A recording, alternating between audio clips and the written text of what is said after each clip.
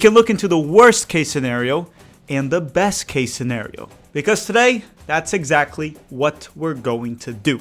Hello. If you're new here, I'm Filippo and welcome to Tactical Manager TV. Now listen, we're not going to go through every single possible scenario because that would be too much work. And lately my productivity has gone down because I found my Pokemon Emerald game and I've been playing it a lot. The productivity has been tanked so much that I'm considering running for Congress. Would you vote for me? Now listen, what we're going to do is go through the current situation, how the draw will work, and predict the toughest and easiest group possible for the United States based on the current data that we have. Essentially the group of death and the group Cupcake, which is a pretty cool name, but it has nothing to do with Camp Cupcake. Keep in mind that this simulation essentially applies to every single host nation, so I will be talking about the United States, but this is also the best and worst case scenario for Mexico and Canada. Now, based on all the information that I'll give you throughout the video, let me know in the comment section down below the toughest group possible for the United States and the easiest one in your opinion. Of course, I'm going to use legitimate data, but when I pick the teams from pot 2, pot 3, and pot 4, it's going to be very subjective. It's going to be my opinion, so let me know yours. Don't forget to drop a like in this video if you haven't already. No, seriously, if you haven't, what are you waiting for? Just do it right now. It's free.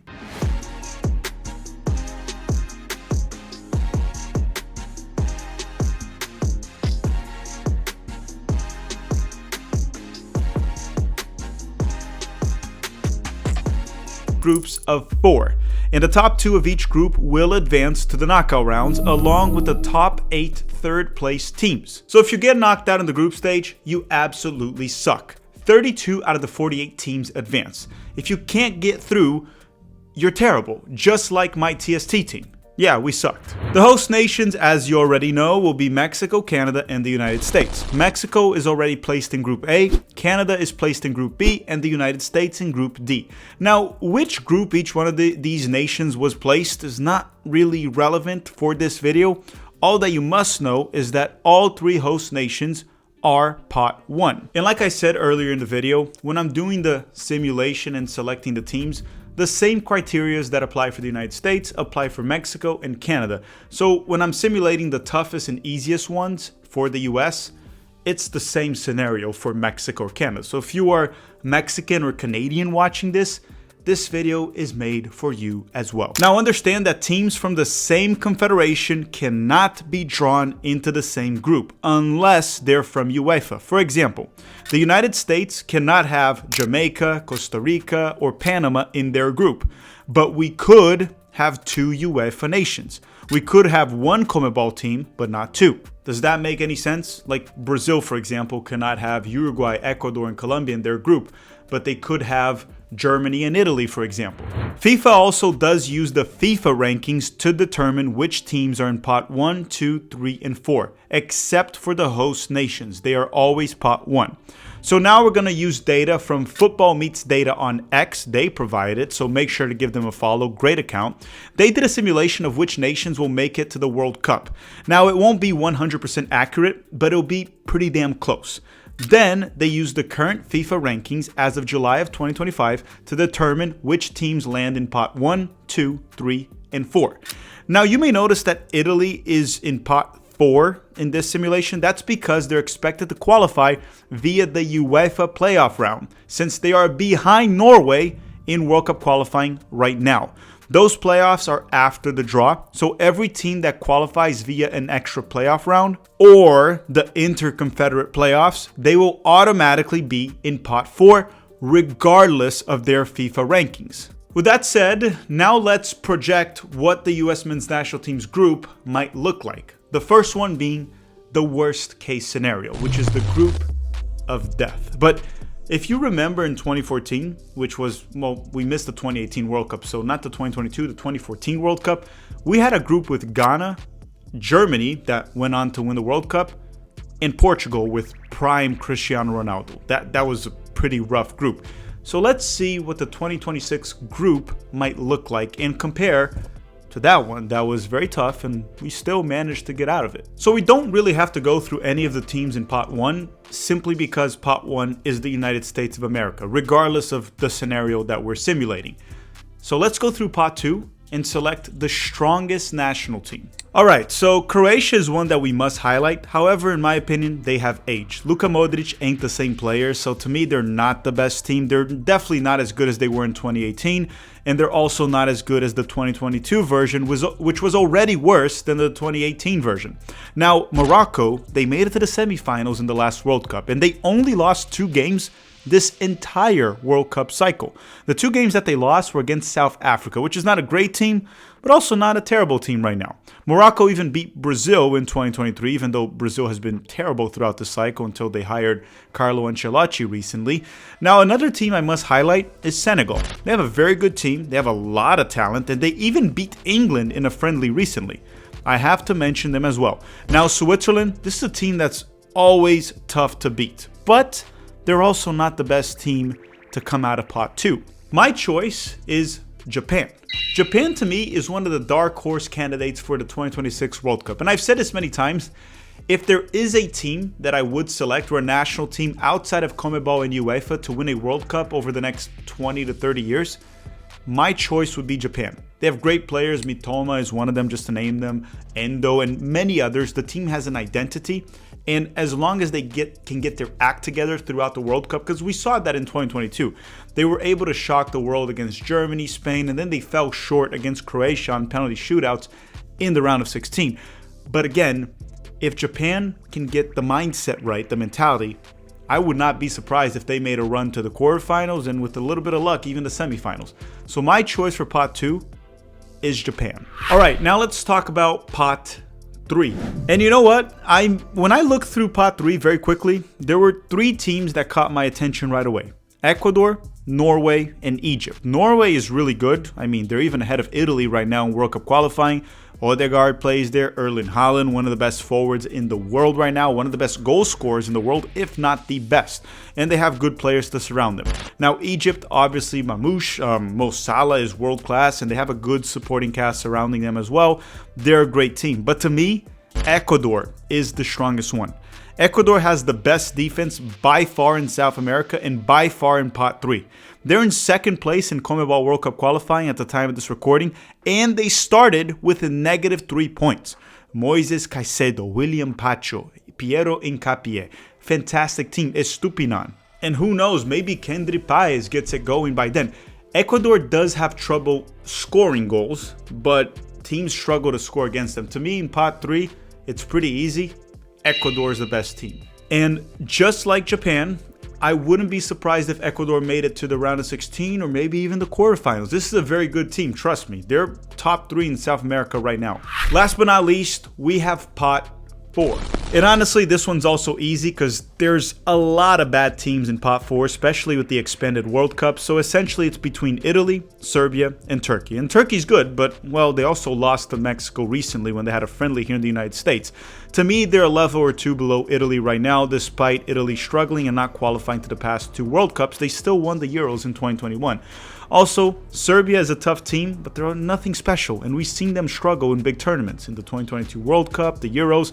And I know Italy ain't what they used to be. I understand that. I don't think they're title contenders for the World Cup, but do not underestimate them. They have quality players. They will qualify to the World Cup. And if they make a deep run like the quarterfinals or semifinals, it would not surprise me. So for pot 4, I'm going to have to go with Italy. And look at this group. This is a very tough group. United States, Japan, Ecuador, and Italy. If we get a group like this, getting grouped is not an excuse. We have to go through, because you can even go through in 3rd place. Essentially, if you win one game, there are very high odds of advancing to the knockout rounds. But this is a tough group. It's kind of scary that the United States, even though we're pot 1, we could land in a group with Japan, Ecuador, and Italy. But like I said, in 2014, Jurgen Klinsmann was handed a very tough group with the US men's national team. We had a team that on paper was worse or less talented than this one. We had a group with Ghana, very good team, Portugal with prime Cristiano Ronaldo and plenty of good players, and Germany that went on to win the World Cup, and the US still finished second and advanced to the knockout rounds, and then obviously lost to Belgium right after. So even though this group is scary, there are no excuses. The US has to get out of it. We're playing at home, and host nations tend to overperform, except for Qatar and South Africa because they sucked, especially Qatar. All right, so we went through the toughest possible group for the United States in the 2026 World Cup. Now, what would Group Cupcake look like? The easiest possible group for the US men's national team. And let's start with Pot 2, because as I said, Pot 1 is the United States. Pot 2, the weakest teams that I saw that I can list out, one being Austria, led by Ralf Rangnick. This is a tough team, but in my opinion, they're probably the weakest European side to qualify to the World Cup, in my personal opinion. And if you select them right away, you also get rid of one European nation in your group, right? On Pots 3 and 4. Australia is another one that catches my attention, but they ain't no pushover. We saw that in the 2022 World Cup. Defensively, they're rock solid. They may just lack quality to punish the opponents in the final third, but they're a tough team. They made it to the round 16, and Argentina really struggled to go through against Australia in the 2022 World Cup. The same Argentina that won that World Cup. Iran is another one that catches my attention. That's a strong Asian team, and Taremi is an incredible forward. But again, we saw that in the 2022 World Cup, the United States still managed to beat them, and Iran is a team that's very beatable for the United States or anyone that faces them in the World Cup. However, to me, Austria is the weakest one in Pot 2, and I want to get rid of a UEFA nation right away. So this is a no-brainer. This is an easy pick. All right, so the first selection is Austria. Let's go to Pot 3. And for Pot 3, Costa Rica and Panama cannot be in our group because they're from CONCACAF. So we're going to have to skip on them. Uzbekistan is a team that the US men's national team recently played in a friendly. Actually, it was in 2023. And we beat them 3-0. So that's not a good look for Uzbekistan. But it looks like they're hiring Joachim Löw. You know, the coach, the German coach that picks his nose, scratches his balls, the legendary German coach. It looks like he might be coaching Uzbekistan. Maybe at the time of this recording or when you're watching this, he might have even been officially announced. Who knows? But regardless, Uzbekistan is definitely one of the choices here. And then the other one I want to talk about is South Africa. However, they've been doing very well this cycle. They made it to the semifinals of the African Cup of Nations. We saw also Mamelodi in the Club World Cup. They have a lot of South African teams and they looked very good. They looked like great players. This is probably a better team than the 2010 version that we saw that got grouped. I also believe South Africa only lost like 2 games this cycle. They even beat Morocco twice throughout this World Cup cycle. So to me, the choice here is Uzbekistan. We're going to select Uzbekistan. I think they're the worst of the bunch in Pot 3, and this would be their very first World Cup. They're going to lose their World Cup virginity to the United States, so we're just going to have to go with them. Okay, next up, Pot 4. Alright, so for Pot 4, we want to avoid all the UEFA nations because these are all really strong teams. So mainly I was in between Iraq and Jordan, but we can't select them because they're Asian nations and we already selected Uzbekistan. So we're going to have to skip on Iraq and Jordan. That leaves us with maybe Jamaica, but the problem is Jamaica is CONCACAF and we can't have any CONCACAF nations in our group because we're in the same confederation. Even though I would love to have Jamaica in our group because no matter how talented they are, no matter how many good players they have, they always find a way to self-implode. So I would love to have Jamaica, but unfortunately, we can't select them. That essentially leaves us with New Zealand, which is not really a great team, and they're mainly led by center forward Chris Wood. And then you have Congo. They have some good players here and there. They even made it to the semifinals of the African Cup of Nations. It's kind of one of those where you just flip a coin.